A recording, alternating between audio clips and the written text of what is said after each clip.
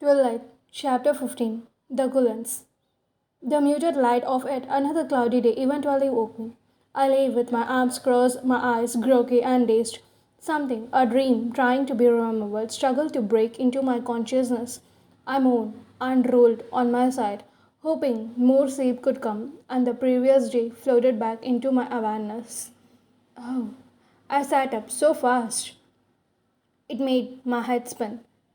Your hair looks like a haystack, but I like it. His unruffled voice came from the rocking chair in the corner. Edward, you stayed. I rejoiced and thoughtlessly threw myself across the room and into his lap. In the instant that my thoughts caught up with my action, I froze, shocked by my own uncontrolled enthusiasm. I started up at him, afraid that I had crossed the wrong line. But he laughed. Of course, he answered, startled, but seemed pleased by my reaction. His hands rubbed my back. I laid my head casually against his shoulder, breathing in the smell of his skin. I was sure it was a dream. You're not that creative. He scoffed. Charlie. I remembered thoughtlessly jumping up again and heading to the door. He left an hour ago.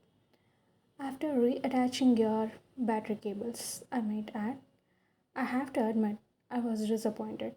Is that really all it could take to stop you? If you were determined to go? I deliberated where I stood, wanting to return to him badly, but afraid I might have morning breath. You're not usually this confused in the morning. He nodded.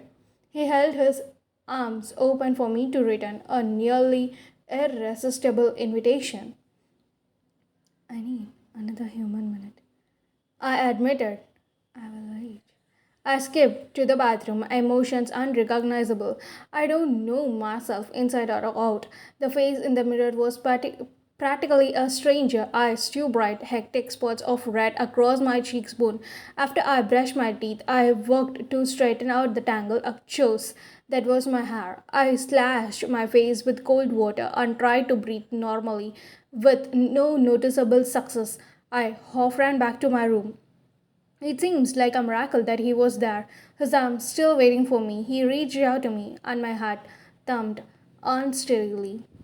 Welcome back, he murmured, taking me into his arms. He rocked me for a while in silence until I noticed that his clothes were changed, his hair smooth. You left? I accused, touching the collar of his fresh shirt. I could hardly live in the clothes I came in. What could the neighbors think? I pouted. You are very deeply asleep. I don't miss anything. His eyes gleamed. The talking came earlier. I groaned. What did you hear? His golden eyes grew very soft. You said you love me. You know that already. I reminded him, ducking my head. It was nicer to hear, just the same. I hid my face against his shoulder. I love you, I whispered. You're my life now. He answered simply. There was nothing more to say for the moment. He rocked us back and forth as the room grew lighter. Breakfast time, he said eventually, casually, to prove, I'm sure, that he remembered all human frattles. So I clutched my throat with both hands and stared at him with wide eyes. Shock crossed his face. Kidding. I snickered. And you said I could not act? He groaned in disgust. That was not funny. It was very funny, and you know it. But I examined his golden eyes carefully to make sure that I was forgiven. Apparently, I was. Shall I rephrase? He asked. Breakfast time for human. How? Okay. He threw me over his stone shoulder gently, but with a swiftness that left me breathless. I protested as he carried me easily down the stairs. But he ignored me. He sat me right side upon a chair. The kitchen was bright, happy, seeing to be observe my mood. What is for breakfast? I asked pleasantly. That threw him for a minute. Yeah, I'm not sure. What could you like? His marble brow peeled. I grinned at hoping up. That's all right. I fend for myself pretty well. Watch me hunt. I found a bowl and a box of cereal. I could feel his eyes on me as I poured the milk and grabbed a spoon. I sat my foot on the table and then passed. Can I get you anything?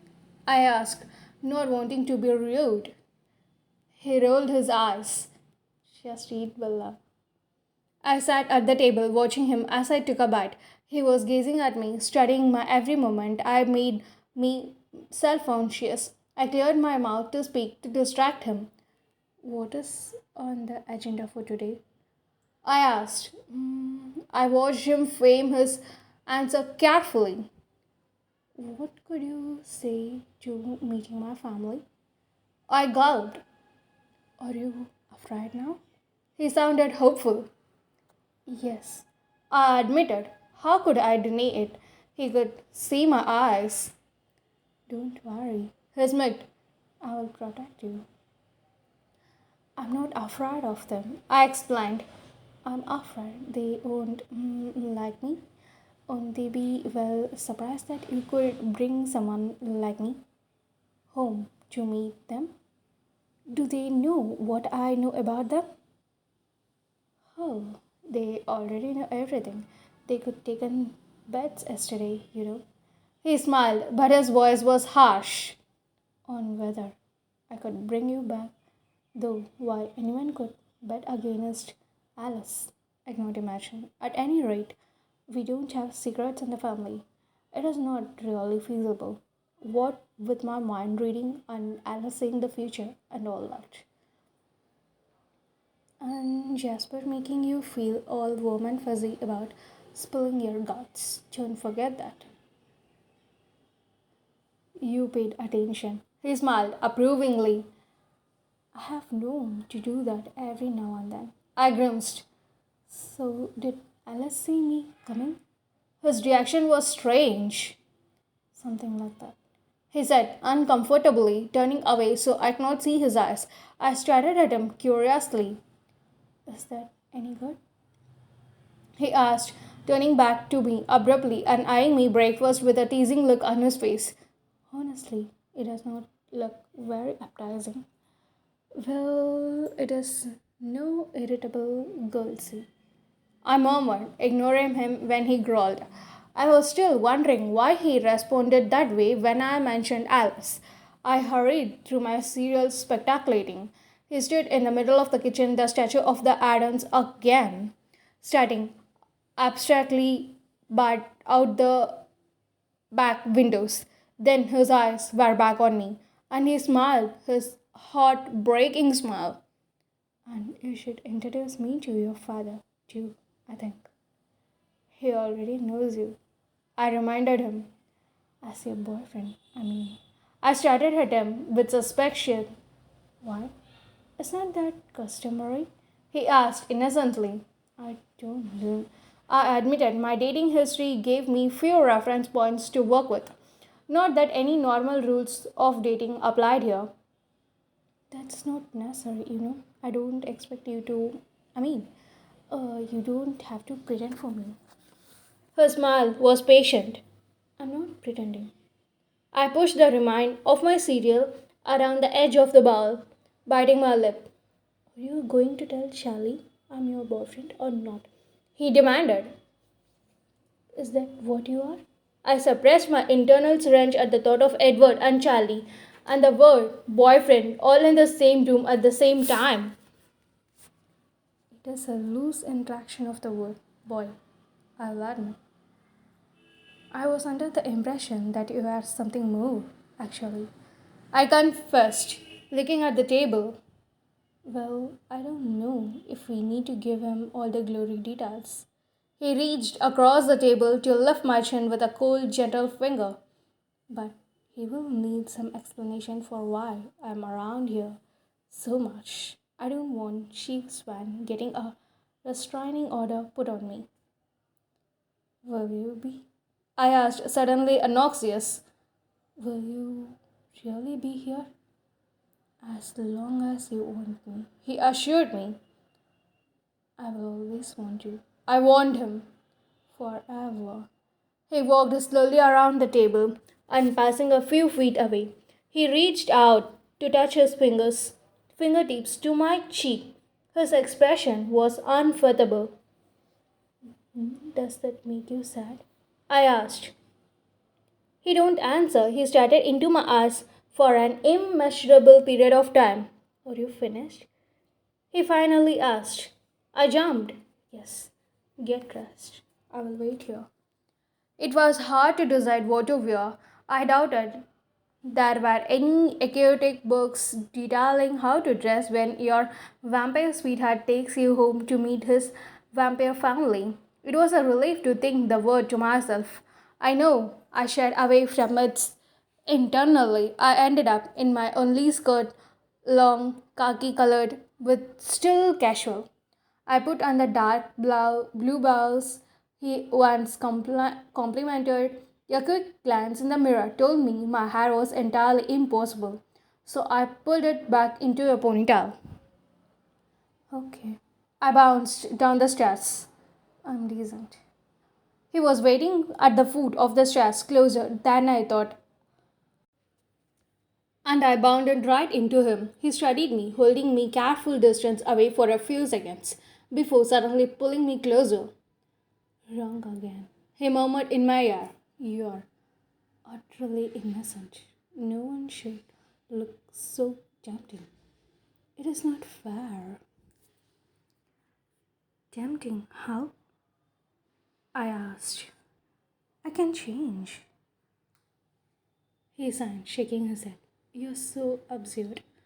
He pressed his cool lips delicately to my forehead, and the room spun. The smell of his breath made it impossible to think. Shall I explain how you're tempting me? He said. I was clearly a rhetorical question. His fingers traced slowly down my spine, his breath coming more quickly against my skin. My hands were limp on his chest, and I felt lightheaded again. He titled his head slowly and touched his cool lips to mine for the second time, very carefully, patting them slightly. And then I collapsed. Bella. His voice was alarmed as he caught me and held me up. You made me faint. I accused him dizzily. What I'm going to do with you? He groaned. Yesterday, I kissed you and you attacked me. Today, you pass out on me. I laughed weakly, letting his arm support me while my head spun. So much for being good at everything, he sighed. That's the problem. I felt still dizzy. You're too good. Far too good. Do you feel sick? He asked. He could see me like this before. No, that was not the same kind of fainting at all. I don't know what happened. I shook my head apologetically. I think I forgot to breathe. I cannot take you anywhere like this. I'm fine. I insisted. Your family is going to think I'm incense anyway. What is the difference? He measured my expressions for a moment. I'm very practical to the color with your skin. He offered unexpectedly. I flashed with pleasure and looked away. Look, I'm trying really hard not to think about what I'm about to do. So, can we go already? I asked. And you're worried, not because you're headed to meet a house full of vampires, but because you think those vampires won't approve of you, correct? That's right. I answered immediately, hiding my surprise at his casual use of the word. He shook his head. You're incredible. I realized as he drove my truck out of the main part of the town that I had no idea where he lived. He passed over the bridge of the Kalishwar River, the road winding northward, the houses flashing past us growing further apart, getting bigger, and then we were past the other houses altogether, driving through misty forest. I was trying to decide whether to ask or to be patient when he turned abruptly onto an unpaved road. It was Unmarked, barely visible among the fence, the forest encroached on both sides, leaving the road ahead only disincredible for a few meters as it twisted spindle-like around the ancient trees. And then, after a few miles, there was some thinning of the woods, and we were suddenly in a small meadow, or was in actual a lawn. The gloom of the forest didn't recline, though, for there were six pyramidical clearers that shaded an endless acre with their vast sweep of branches. The trees held their protecting shadow right up to the walls of the house that rose among them, making obstacle to deep porch that wrapped around the first story. I don't know what I had expected, but it definitely was not this. The house was timeless, graceful, and probably 100 years old. It was painted a soft faded white 3 stories tall, rectangular and well prominent. The windows and doors were either part of the original structure or a perfect restoration. My truck was the only car in the sight. I thought I could hear the river close by, hidden in the obscurity of the forest. Wow, you like it? He smiled. It has a certain charm. He pulled the end of my pole tail and chuckled. Ready? He asked, opening my door. Not even a little bit. Let's go. I tried to laugh, but it seems to get stuck in my throat. I smoothed my hair nervously. You look lovely. He took my hand easily without thinking about it. We walked through the deep shade up to the porch. I know he could feel my tension. His thumb wrapped smoothing circles into the back of my hand. He opened the door for me.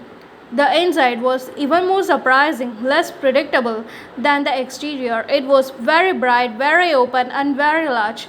This must have originally been served rooms, but the walls have been removed from most of the first floor to create one wide space. The back, south facing wall has been entirely replaced with glasses, and beyond the shade of the sheds, the lawn stretched back to wide river. A massive curving staircase dominated the west side of the room. The walls, the high beamed ceilings, the wooden floors, and the thick carpet were all varying shades of white, waiting to greet us. Standing just to the left of the door, on a raised portion of the floor by a spectacular grand piano were Edward's parents. I could see Dr. Cullen before, of course, yet I could not help but be struck again by his youth, his outrageous perfection. At his side was MC. I assumed the only one of the family I could never seen before. She had the same pale, beautiful feature as the rest of them. Something about her heart shaped face, her pillows of soft caramel colored hair reminded me of the silent movie era. She was small, slender, yet less angular, more rounded than the others. They were both dressed casually in light colors that matched the inside of the house. They smiled in welcome, but made no move to approach us, trying not to frighten me, I guessed. Chal, SME. Edward's voice broke through the short silence. This is Bella. You're very welcome, Bella. Charles' step was measured, careful. As he approached me, he raised his hand tentatively, and I stepped forward to shake his hand with him. It is nice to see you again, Dr. Cullen. Please call me Charles. Charles. I grinned at him, my sudden confidence surprising me. I could feel Edward's relief at my side. SME smiled and stepped forward as well, reaching for my hand. Her cold, stone grasp was just as I expected. It's very nice to know you, she said sincerely. Thank you. I'm glad to meet you too. And I was. I was like meeting a fairy tale Snow White in the flesh. Where are Alice and Jasper? Edward asked, but no one answered, as they had just appeared at the top of the white staircase. Hey, Edward, Alice called enthusiastically. She ran down the stairs, a streak of black hair and white skin coming to a sudden and graceful stop in front of me. Charles and Esme shot warning glances at her, but I liked it. It was natural for her. Anyway. Hi, Bella, Alice said, and she bounced forward to kiss my cheek. If Charles and Esme had looked casual before, they now looked stragged. They were shocked in my eyes too, but I was also very pleased that she seems to approve of me so entirely. I was started to feel Edward stiffen at my side. I glanced at his face, but his expression was unreadable. You do smell nice. I never noticed before. She commented to my extreme embarrassment. No one else seems to know quite what to say, and then Jasper was there, tall and lenient. A feeling of ease spread through me, and I was suddenly comfortable despite where I was. Edward stared at Jasper, raising one eyebrow, and I remember what Jasper could do. Hello, Bella, Jasper said, and he kept his distance, not offering to shake my hand, but it was impossible to feel awkward near him. Hello, Jasper. I smiled at him shyly and then at the others. It's nice to meet you all. You have a very beautiful home. I added conveniently. Thank you. SME said, we are so glad that you came. She spoke with feeling, and I realized that she thought I was brave. I also realized that Rosalie and Emmett were nowhere to be seen, and I remembered Edward's too innocent denial when I could ask him if the others don't like me. Charlie's expression distracted me from this train of thought. He was gazing meaningfully at Edward with an intense expression. Out of the corner of my eyes, I saw Edward nod once. I looked away, trying to be polite. My eyes wandered again to the beautiful instrument on the platform by the door. I suddenly remembered my childhood fantasy that, should I ever win a lottery, I could buy a grand piano for my mother. She was not really good.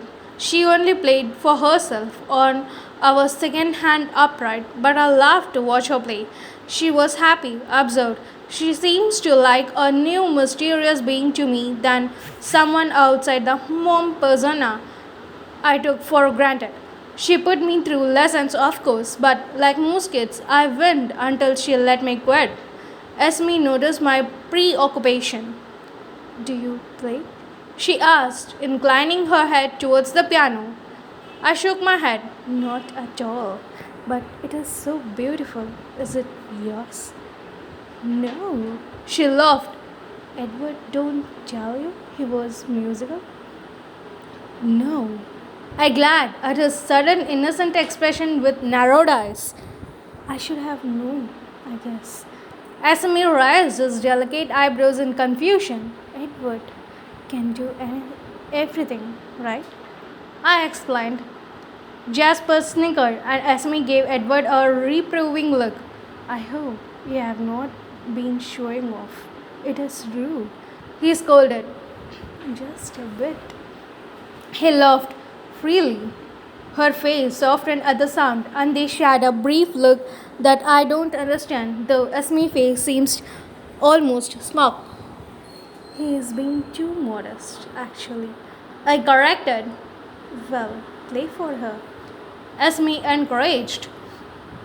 You just said showing off was rude. He objected. There are expectations to every rule. She replied, I could like to hear you play. I volunteered.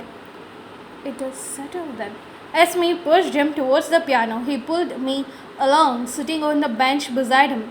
He gave me a look, expectant look, before he turned to the keys, and then his fingers flew swiftly across the ivory, and the room was filled with a compensation of complex, so luxuriant. It was impossible to believe only one set of hands played. I felt my chin drop, my mouth open in astonishment, and heard low chuckles behind me at my reaction. Edward looked at me casually, the music still surging around us without a break, and winked. Do you like it?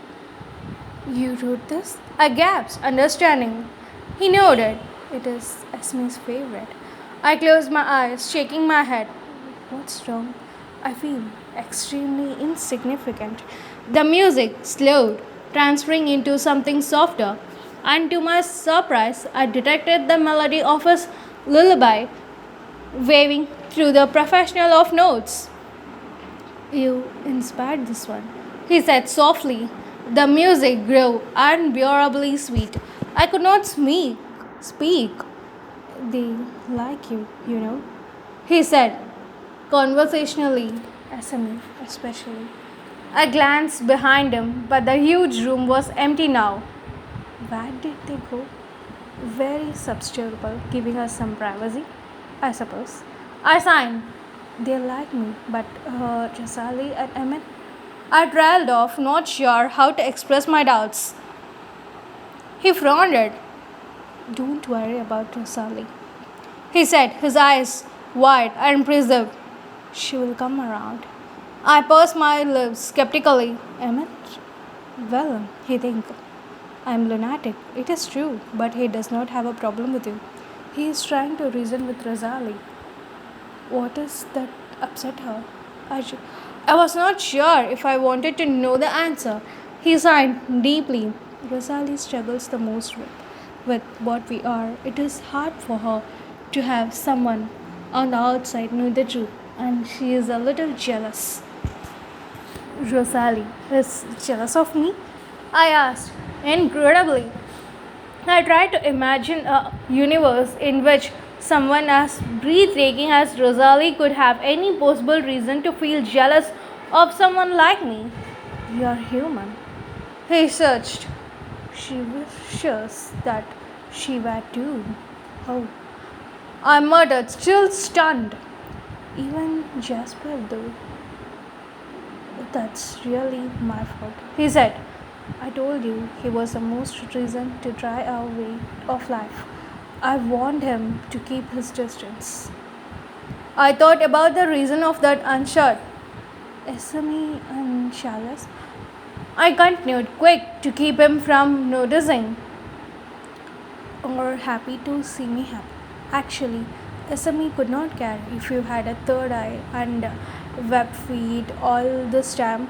She's been worried about me, afraid that there was something missing from my essential makeup, that I was too young when Charlie changed me.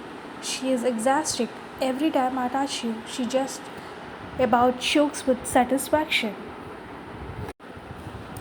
Alice seems very enthusiastic. Alice has her own way of looking at things, he said through tight lips. Are you not going to explain it, are you? A moment of wordless communication passed between us. He realized that I know he was keeping something from me. I realized that he was not going to give anything away, not now. So, what was Charlie's telling you before? His eyebrows pulled together. You noticed that, did you? Of course. He looked at me thoughtfully for a few seconds before answering. He wanted to tell me some news. He don't know if it was something I could share with you. Will you? I have to because I'm going to be a little overbearing, protective over the next few days or weeks. And I could not want you to think I'm naturally a tyrant. What's wrong? Nothing wrong. Exactly. Alice just sees some visitors coming soon. They know we are here and they are curious. Visitors? Yes. Well, they are not like us, of course. In the hunting habits, I mean.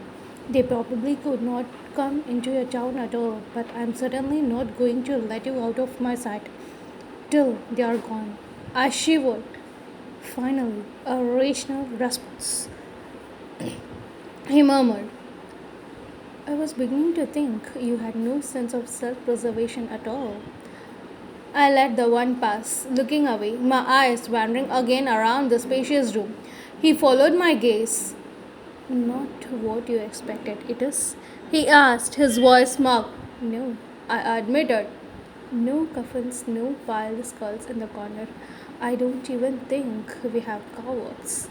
What a disappointment this must be for you.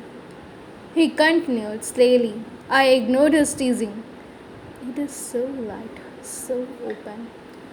He was more serious when he answered.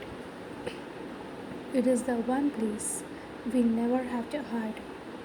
The song he was still playing, my song, drifted to an end, and final chords shifting to a more melancholic key, the last note hovered pointingly in the silence. Thank you. I murmured. I realized there were tears in my eyes. I dabbed at them, embarrassed. He touched the corner of my eye, strapping one. I must. He lifted his fingers, examining the drop of moisture broodingly. Then, so quick, I could not be positive that he really did. He put his finger into his mouth to taste it. I looked at him questioningly, and he gazed back for a long moment before he finally smiled. Do you want to see the rest of the house? No coffins? I verified the scarum in my voice, not entirely making the slight but genuine anxiety I felt.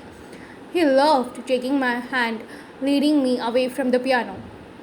No coffins. He promised. We walked up the massive staircase by hand, traveling along the straight, smooth trail. The long hall at the top of the stairs was paneled with a honey-colored wood, the same as the floorboard. Rosalie and Emmett's room. Charlotte's office. Alice's room. He gestured as he led me past the doors. He could have continued, but I stopped dead at the end of the hall, starting incredibly at the ornament hanging on the wall above my head. Edward chuckled at my bravado expression. You can laugh. He said, It is a sort of ironic. I don't laugh. My hand raised automatically, one finger extended as if to touch the large wooden cross, its large patient contrast with the lighter tone of the wall. I don't touch it, though. I was curious if the aged earth could feel as silky as it looked. It must be very old. I guessed. Early 1630s, more or less. I looked away from the cross to stare at him. Why do you keep this here? I wondered. Nostalgia. It belonged to Charlie's father. He collected antiques? I suggested doubtfully. No, he carved this himself. It hung on the wall above the pulpit in the Vigranga where he preached.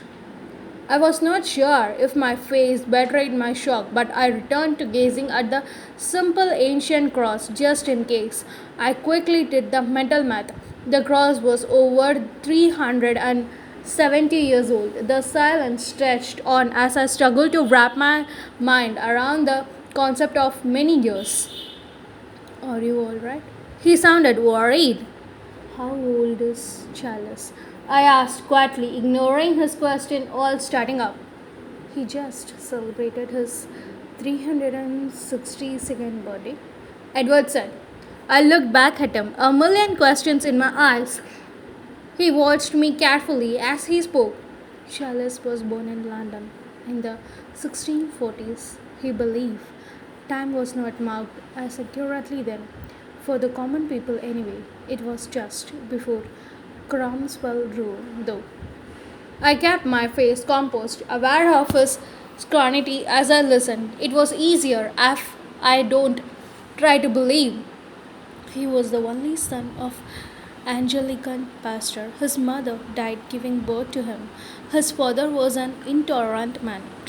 As the Protestants came into power, he was enthusiastic in his persecution of Rome Catholics and other religions. He also believed every strong in the reality of evil. He led hunts for witches and werewolves and vampires.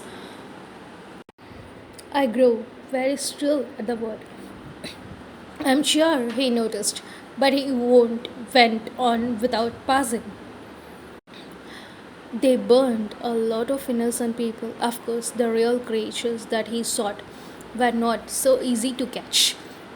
When the pastor grew old, he placed his obedient son in charge of the rites. At first, Charlie was a disappointment. He was not quick to accuse to see demons where they don't exist. But he was persistent and more clever than his father. He actually discovered a coven of true vampires that lived hidden in the square of the city, only coming out by night to hunt. In those days, when monsters were not just myths and legends, that was the way many lived. The people gathered their pitchforks and torches, of course. His brief laugh was dark now, and waited where Chalice had been the moment's exit into the street. Eventually, one emerged. His voice was very quiet. I strained to catch the words. He must have been ancient and weak with hunger. Chalice heard him call out in Latin to the others when he caught the scent of the mob. He ran through the streets and Chalice, he was 23 and very fast and was in the lead of the pursuit. The creature could have easily outrun them, but Chalice thinks he was too hungry, so he turned and attacked. He fell on Chalice first, but the others were close behind and he turned to defend himself. He killed two men and made off with the third, leaving Chalice bleeding in the street. He passed. I could sense he was editing something, keeping something from me. Chalice knew what his father could do. The bodies could be burned. Anything infected by the monster must be destroyed. Chalice acted instinctively to save his own life. He called away from the alley with a mob, followed their friend and his victim. He hid in a cellar, buried himself in rotting potatoes for 3 days. It's a miracle he was able to keep silent, to stay undiscovered. It was over then, and he realized what he had become. I'm not sure what my face was revealing, but he suddenly broke off. How are you feeling? He asked. I'm fine. I assured him, and though I bit my lip in hesitation, and he must have seen the curiosity burning in my eyes, he smiled. I expect you have a few more questions for me. Your few? His smile widened over his brilliant teeth. He started back down the hall, pulling me along by the hand. Come on then, he encouraged. I will show you.